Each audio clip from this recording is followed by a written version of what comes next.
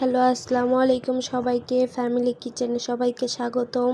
তো আজকে আমি একটা খুব ইউনিক রেসিপি দেখাবো। এখানে আমি দেখাবো কিভাবে রেস্টুরেন্টের মতন করে আপনারা লইট্টা ফ্রাই করবেন। তো এখানে আমি ফার্স্টে লেবুর রস আর গিয়ে একটুখানি লবণ দিয়ে এটা কষলিয়ে ধুয়ে নেব ফার্স্টে খুব ভালো মতন। আর আপনি দেখতে পাচ্ছেন আমি মাছের সাইজগুলো কতটুকু করে রেখেছি। তো তারপরে এখানে আমি ম্যারিনেট করে নেব। তো ফার্স্টে আমি দিয়ে দিলাম এখানে পরিমাণ মতন লবণ, তারপরে দিয়ে দিলাম এখানে আমি মরিচের গুঁড়া, তো তারপরে আবার গুঁড়া মরিচের গুঁড়া দিলাম। তো তারপরে হলুদের গুঁড়া দিলাম এখানে, তারপর ধনিয়ার গুঁড়া, জিরার গুঁড়া, তারপরে গিয়ে আবার গরম মশলার গুঁড়া দিয়ে দিয়েছি।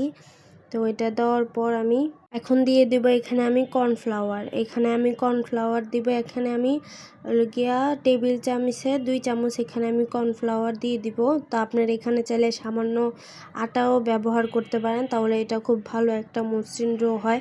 আর এখানে আমি দিয়ে দিলাম একটা ডিম। তো একটা ডিম দেওয়ার পর তারপরে এখানে একটুখানি ভালো মতন এটা আমি ম্যারিনেট করে তারপরে এখানে একটা লেবু রস দিয়ে দিব, যাতে এখানে কোনো বাজে স্মেল না আসে, মাছের স্মেলটা যাতে না আসে। এই পর্যায়ে আপনারা চাইলে ভিনেগারটাও ইউজ করতে পারেন। তো তারপরে এখানে আমি একটা ম্যাগি মশলা দিলাম। ম্যাগি মশলা দিলে একবারে পুরোপুরি রেস্টুরেন্টের মতন একটা টেস্ট আসে, তার জন্য আমি ম্যাগি মশলা দিলাম। তো এটা দেওয়ার পর খুবই ভালো মতন এখানে আমি ম্যারিনেট করে নিচ্ছি। তো দেখতেই পাচ্ছেন। তো তারপরে আমি প্যানে এখানে আমি তেল গরম করে নিয়েছি ডুবো। তো সেখানে আমি একটা একটা করে মাছের পিস দিয়ে দিচ্ছিলাম ফ্রাই করার জন্য। তো এখানে দেখতে হবে যাতে তেলটা খুব ভালো মতন গরম হয়। আর এই পর্যায়ে চুলার হিটটা মিডিয়াম রাখতে হবে। তো এখানে আমি দেখতেই পাচ্ছেন সবগুলো মাছ দিয়ে দিয়েছি। তো আমার এখানে সবগুলো মাছই দেওয়া শেষ। তো এখানে আমি এটা দেওয়ার পর এখন আমি প্যানের ঢাকনাটা দিয়ে ঢেকে দেব বেশ কিছুক্ষণ, এটা যাতে এক পাশ খুব ভালো মতন হয়ে যায়। তো এক পাশ খুব ভালো মতন হয়ে গিয়েছে। তো এই পর্যায়ে আমি উল্টিয়ে দেব। তো এই পর্যায়ে খুবই আস্তেভাবে মসৃণভাবে এটা উল্টানো লাগবে, যাতে এটা ভেঙে না যায়। তার মধ্যে তো লোট্টা মাছটা এভাবে খুবই একটা নরম থাকে, তো তার জন্য খুবই মসৃণভাবে এটা আমি উল্টিয়ে দিয়ে আবার এখানে আমি ভাজতে দিয়ে দিয়েছি।